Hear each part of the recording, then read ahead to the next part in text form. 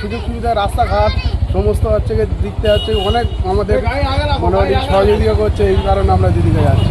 আমরা অন্তত আমি করি কংগ্রেস, এই হলো কথা। আমরা অন্য কোনো কারোর কথা বলি না। আমরা দিদিকে দেখব, দিদি আমাদের খুব সাহায্য করেছে আর এখনো করেই যাচ্ছে। দাদাই থাক, দিদির থেকে দাদা ভালো। মোদিই দেবো। মোদি দেবেন। অ্যাকচুয়ালি এখানে তো টিএমসি রয়েছে অনেকদিন, দীর্ঘদিন ধরে টিএমসি ক্ষমতা আসছে, উন্নয়ন হয়েছে, আবার কিছু বাকিও আছে।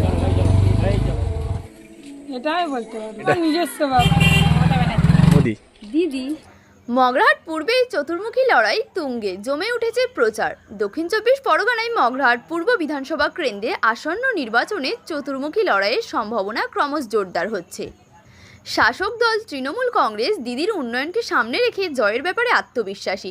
বিশেষ করে লক্ষ্মীর ভাণ্ডার প্রকল্পকে ঘিরে বহু মহিলা ভোটারদের মধ্যে ইতিবাচক সাড়া মিলছে।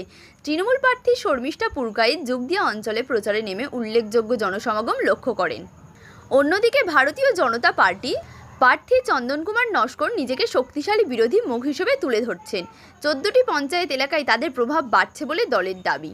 এদিকে সিপিআইএম প্রার্থী চন্দন সাহা, যিনি টানা 3 বার প্রতিদ্বন্দ্বিতা করেছেন, এলাকায় পরিচিত মুখ। অনেকেই মনে করছেন মূল লড়াই হতে পারে সিপিআইএম ও তৃণমূলের মধ্যে।